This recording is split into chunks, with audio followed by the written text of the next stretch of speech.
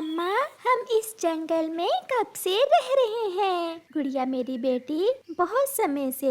जब मैं छोटी सी थी, आपके जितनी, तब भी मैं इसी जंगल में अपनी माँ के साथ रहती थी। मम्मा, तो फिर इस जंगल के तो सभी पक्षी आपको जानते होंगे। हाँ बेटी, जानते ही नहीं, सब पक्षी मेरे अच्छे दोस्त हैं। मैं खुशी गमी में सबकी मदद करती हूँ। मेरी किसी से कोई लड़ाई नहीं। पक्षी तो पक्षी, मैं तो इस जंगल के सभी पेड़ों को भी जानती हूँ। फिर मम्मा चिड़िया और उसकी बेटी गुड़िया नदी पर चली जाती हैं। गुड़िया बेटी, पहले आप पानी पी लें, फिर मैं पी लूंगी और बाद में आप मेरे साथ खेलेंगी भी। अच्छा अच्छा बेटी, पहले आप पानी तो पी लें। फिर गुड़िया नदी से पानी पीने नदी के पास जाती है और मम्मा चिड़िया एक पेड़ के नीचे बैठ जाती है। मम्मा चिड़िया को क्या खबर थी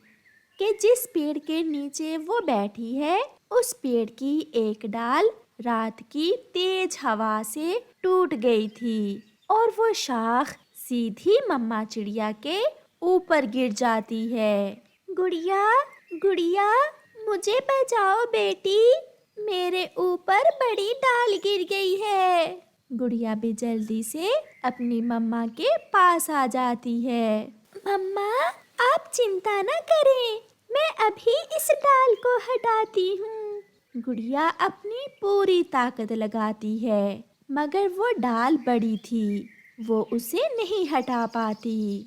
मम्मा, मैं अभी किसी बड़े पक्षी को बुला कर लाती हूँ। जल्दी करें बेटी, मेरे पंख में बहुत दर्द हो रहा है। गुड़िया जल्दी से वहाँ से जाती है। गुड़िया सीधी गोरी कौवी के घर जाती है, क्योंकि सबसे करीब उसी का घर था। गोरी आंटी, जल्दी चले, मेरी मम्मा पर पेड़ की बड़ी डाल टूट कर गिर गई है, जल्दी चले। रुको रुको, देख नहीं रही हो, मैंने अपने फेस पर क्रीम लगाई हुई है, ऐसे कैसे चली जाऊं मैं? 15 मिनट इंतजार करो, मैं मुंह धोकर जाती हूँ तुम्हारे साथ। आंटी, मम्मा तो कहती हैं कि सब पक्षी मम्मा के दोस्त हैं, फिर ऐसा क्यों? आप चले, क्या आप अपनी दोस्त को ऐसे मरने देंगी? तो क्या मैं अपनी 500 की क्रीम जाया कर दूं दोस्त को बचाने के लिए? गुड़िया जान जाती है कि गोरी आंटी अब उसके साथ नहीं जाने वाली, इसलिए गुड़िया समय जाया किए बिना वहाँ से चली जाती है। कबूतर अंकल, जल्दी चले, मेरी मम्मा को बचा लें, मेरी मम्मा के ऊपर पेड़ की बड़ी डाल गिर गई है। कहाँ है आपकी मम्मा? नदी के पास। फिर जैसे ही कबूतर गुड़िया के साथ जाने लगता है, पीछे से उसकी पत्नी कबूतर से कहती है, रुको रुको पति जी, खाना ठंडा हो जाएगा, पहले खाना तो खा लो।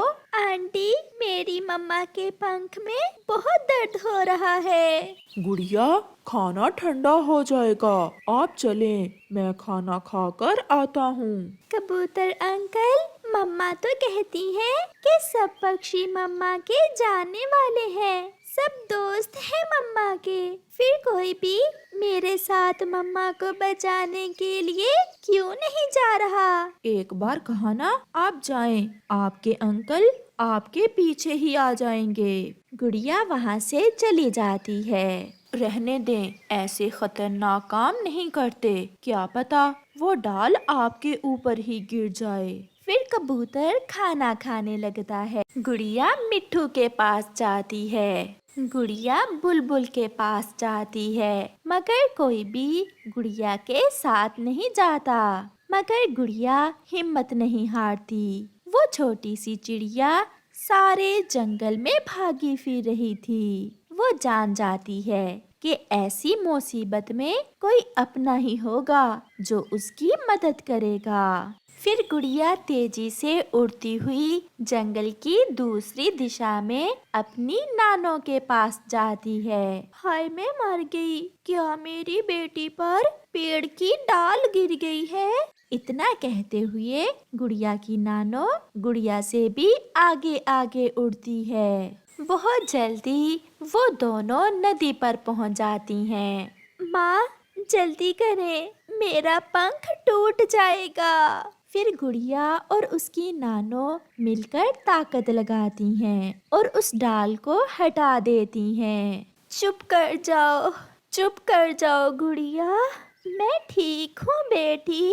गुड़िया बेटी, आप नानो के पास क्यों गई? मेरे किसी दोस्त को बुला लाती। गोरी थी, कबूतर था और कितने पक्षी थे।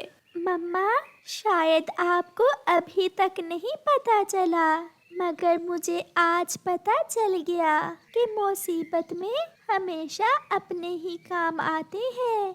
मैं सबके पास गई थी, मगर कोई भी मेरे साथ नहीं आया।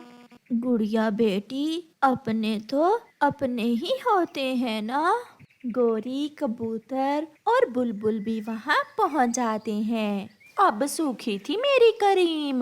कबूतर अंकल, आपका खाना भी अभी खत्म हुआ होगा। और बुलबुल आंटी, आप तो बहुत थकी हुई थी। आप सब जाएं, हमें किसी की जरूरत नहीं है। ये सुनकर वो सब बहुत शर्मिंदा थे, मगर सच्चाई यही है कि मुसीबत में हमेशा अपने ही काम आते हैं।